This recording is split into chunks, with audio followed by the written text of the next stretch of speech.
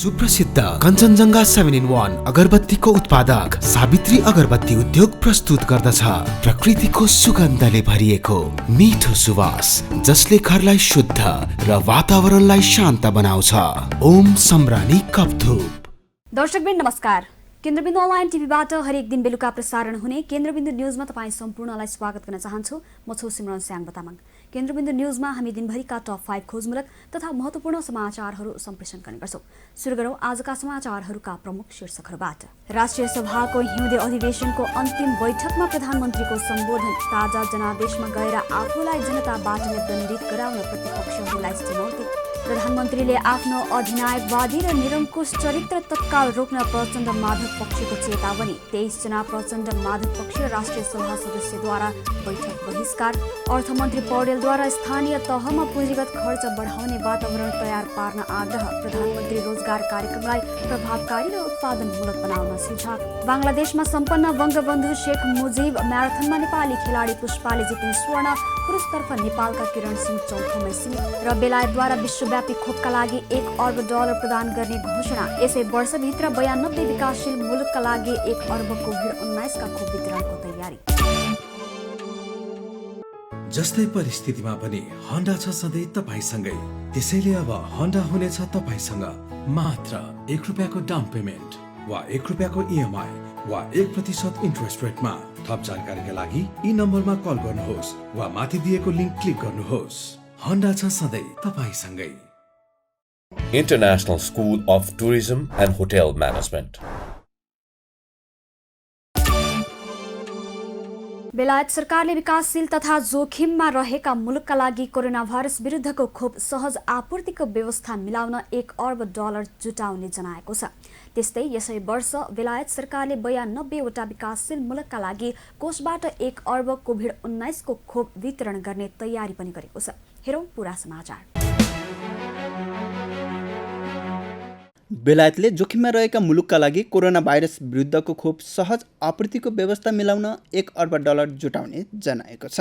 यो रकम विश्वका विभिन्न दाताहरूबाट सङ्कलन गरिएको बेलायत सरकारले बताएको छ। बेलायत सरकारले अन्य दाताले $4 दिए आफ्ना तर्फबाट 1 पाउन्ड रकम कोभ्याक्समा राख्ने जनाएको छ। कोभ्याक्सका लागि बेलायतले यसअघि नै $54 करोड 80 लाख अनुदान दिइसकेको छ।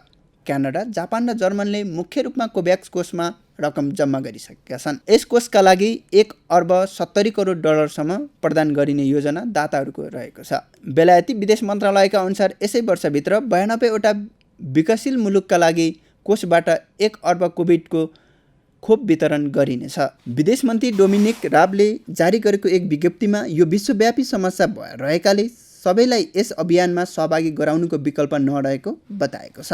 यसैबीच राष्ट्रसङ्घका महासचिव एन्टोनियो गुटेरेसले सोमबार बेलायती मन्त्री राब र प्रधानमन्त्री बोरिस जोन्सनसँग भेट गर्ने कार्यक्रम पनि तय भएको अन्तर्राष्ट्रिय सञ्चार माध्यमहरूले जनाएका छन्।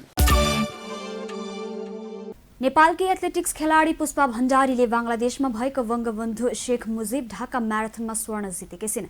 ढाकामा आइतबार दक्षिण एसियाली क्षेत्रको प्रतिस्पर्धामा पुष्पाले स्वर्ण जितेकी हुन्। उनले निर्धारित दूरी 2 घण्टा 59 मिनट 41 सेकेन्डमा पार गरेकी थिइन्। यता पुरुषतर्फ भने चोटका कारण किरण सिंह चौथोमा नै सीमित हुन पुगेका छन्। हेरौं पूरा समाचार। बङ्गलादेशमा सम्पन्न बङ्गबन्धु शेख मुजिब म्याराथनमा नेपालकी पुष्पा भण्डारीले भारतीय खेलाडीलाई उछिन्दै स्वर्ण पदक हात पारेकी छिन्। ढाकामा आज भएको दक्षिण एसियाली क्षेत्रको म्याराथनमा भण्डारीले निर्धारित दूरी 2 घण्टा 59 मिनट 41 सेकेन्डमा पुरा गर्दै स्वर्ण पदक प्राप्त गरेकी हुन्। सो प्रतिस्पर्धामा भारतकी ज्योति गवातीले रजत पदक प्राप्त गरेकी छिन्। उनले निर्धारित दूरी 3 घण्टा 46 सेकेन्डमा पुरा गर्दै रजत हात पारेकी हुन्। प्रतियोगितामा भारतकै गिगमत डोल्माले 3 घण्टा 9 मिनटमा निर्धारित दूरी पुरा गर्दै तेस्रो स्थान हासिल गरिन्। गत वर्ष नेपालमै सम्पन्न 13औं दक्षिण एसियाली खेलकुद सागमा भण्डारीले म्याराथनमा रजत पदक हात पार्न सफल भएकी थिइन्। भण्डारी विभागीय टोली सशस्त्र प्रहरी बलको APF क्लबमा आबद्ध छिन्। पुरुष म्याराथनमा नेपालका किरण सिंह बोगटी चौथो भए। बोगटीले निर्धारित दूरी 2 घण्टा 24 मिनट 13 सेकेन्डमा पुरा गरेका थिए। दौडका क्रममा उनलाई चोट लागेपछि उनी पछि परेको प्रशिक्षक धनीराम चौधरीले जानकारी दिए। उनले 13औं सागमा भने म्याराथनमा स्वर्ण पदक नै हात पारेका थिए। उक्त प्रतिस्पर्धामा भारतका बहादुर सिंहले निर्धारित दूरी 2 घण्टा 21 मिनेट 40 सेकेन्डमा पुरा गर्दै स्वर्ण पदक हात पारेका थिए भने भारतकै राजपाल सिंह 2 घण्टा 21 मिनेट 41 सेकेन्डमा दूरी पुरा गर्दै दोस्रो तथा भारतकै रवि सिंह प्रकाश 2 घण्टा 25 मिनेट 23 सेकेन्डको समयमा दौड पुरा गर्दै तेस्रो भएका थिए। अर्थमन्त्री विष्णु प्रसाद पौडेलले विशेष प्राथमिकता दिएर स्थानीय तहहरूमा पुँजीगत खर्च बढाउन आग्रह गरेका छन्। स्थानीय तहहरूमा पुगेर पनि खर्च हुन नसकेको 126 अर्ब रुपैयाँलाई सदुपयोग गर्दै गाउँपालिका र नगरपालिकाहरूमा विकासको थप लहर सृजना गर्न मन्त्री पौडेलको आग्रह छ। हेरौँ पुरा समाचार। अर्थमन्त्री विष्णुप्रसाद पौडेलले विशेष प्राथमिकता दिएर स्थानीय तहहरूमा पुँजीगत खर्च बढाउने वातावरण तयार पार्न नेपाल नगरपालिका सङ्घ र गाउँपालिका राष्ट्रिय महासङ्घलाई आग्रह गरेका छन्।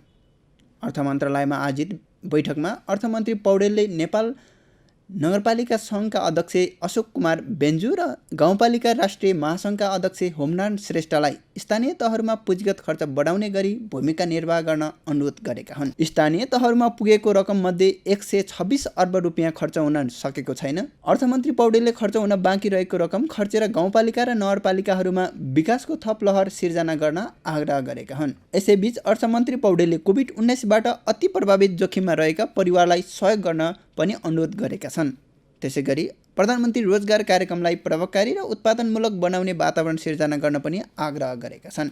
यता अर्थमन्त्री पौडेल भूमि व्यवस्था सहकारी तथा गरिबी निवारण मन्त्री डाक्टर शिवमाया तुम्बाआम्फे, गाउँपालिका राष्ट्रिय महासङ्घका अध्यक्ष होमराज श्रेष्ठ र नेपाल नगरपालिका सङ्घका अध्यक्ष अशोक कुमार बेन्जु सहितको बैठकमा भूमि सम्बन्धी समस्या समाधान आयोगको कामलाई प्रभावकारी रूपमा अगाडि बढाउने विषयमा समेत छलफल भएको छ। आयोगले भूमि समस्या समाधानका लागि 47 जिल्लाका 193 वटा पालिकासँग सम्झौता गरेको छ।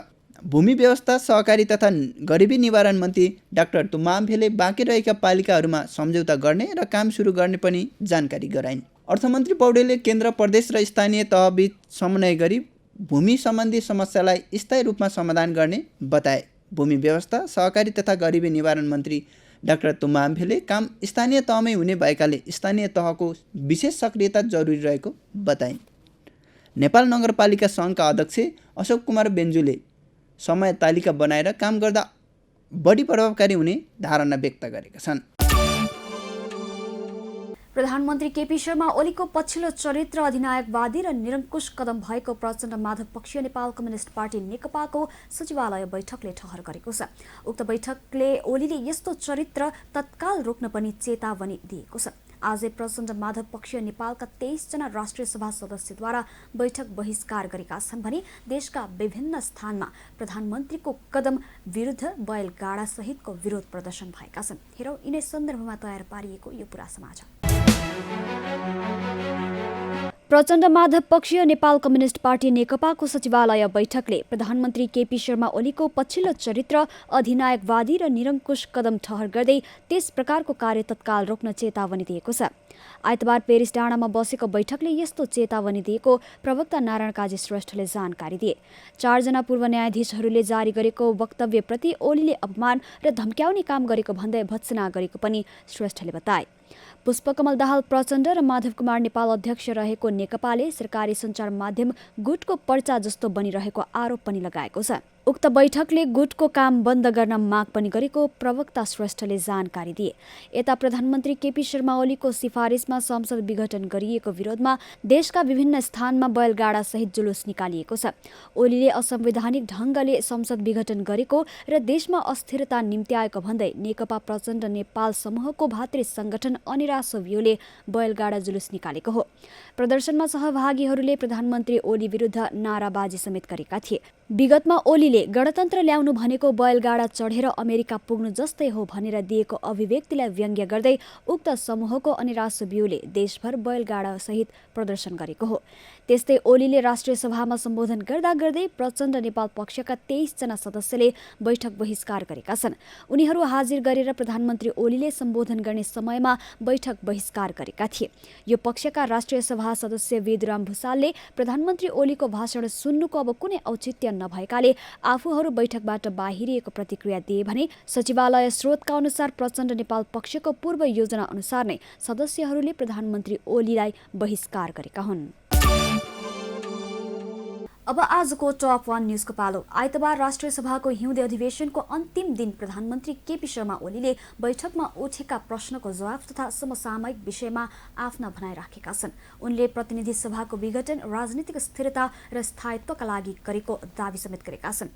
उनले ताजा जनादेशमा गएर आफूलाई जनताबाटै दण्डित गर्न पनि सभा मार्फत सबै विरोधी प्रतिपक्षीहरूलाई चुनौती दिएका छन्। हेरौँ यसै सन्दर्भमा तयार पारिएको यो विशेष रिपोर्ट। प्रधानमन्त्री केपी शर्मा ओलीले ताजा जनादेशमा गएर आफूलाई जनताबाट नै दण्डित गराउन चुनौती दिएका छन्। आइतबारको राष्ट्रिय सभा बैठकलाई सम्बोधन गर्दै प्रधानमन्त्री ओलीले संसद विघटन गरी प्रतिनिधि सभा निर्वाचनमा जाने निर्णयको विरोध गर्नेहरूलाई निर्वाचनमा गएर जनताबाट नै दण्डित गराएर देखाउन चुनौती दिएका हुन्। उनले आफ्नो निर्णयमा चित्त नबुझ्नेहरूलाई जनताबीच गएर केपी ओलीलाई दण्ड दिन अपिल गर्न पनि आग्रह गरे। निर्वाचनतर्फ, आम निर्वाचनतर्फ, प्रतिनिधि सभाको निर्वाचनतर्फ उन्मुख भएको छ। हामीले सोचेका थियौँ प्रतिनिधि सभा 5 वर्ष चल्नेछ र यसमा बिना विग्रह प्रतिनिधि सभाले आफूलाई लगातार देश र जनताको सेवामा, संविधानको रक्षा र कार्यान्वयनको सन्दर्भमा, संघीय लोकतान्त्रिक गणतन्त्रको रक्षा र कार्यान्वयनको सन्दर्भमा बिना व्यवधान काम गर्न पाउनेछ र हामी त्यसरी काम गरेर अगाडि जानेछौँ भन्ने हामीले सोचेका थियौँ। मैले पनि त्यही सोचेको थिएँ। प्रधानमन्त्री ओलीले लोकतन्त्र र जनताको बलिदानीको रक्षा गर्नका लागि आफूले जिम्मेवारी बोधका साथ संसद विघटन गरेर ताजा जनादेशमा गएको बताए। प्रतिपक्षले गैर जिम्मेवारी भएको बताए पनि आफूले बिल्कुलै जिम्मेवारीका साथ जनताको बलिदानको रक्षाका लागि उक्त कदम उठाएको प्रधानमन्त्रीको दाबी छ। प्रधानमन्त्रीले संसद विघटनपछि आफ्नो लोकप्रियतामा कमी आएको टिप्पणी भए पनि त्यसको परीक्षणका लागि निर्वाचनमा गएर प्रमाणित गर्न चुनौती समेत दिएका छन्। प्रधानमन्त्री ओलीले मुलुकमा राजनीतिक स्थायित्व र अस्थिरता चाहनेहरूले आफूलाई हटाउन खोजे पनि नसकेको दाबी गरेका छन्। उनले राजनीतिक स्थिरता र स्थायित्वका लागि आफूले संसद विघटन गरेर ताजा जनादेशमा गएको र निर्वाचन हुनु भनेको अस्थिरता नभएको समेत स्पष्ट पारेका छन्।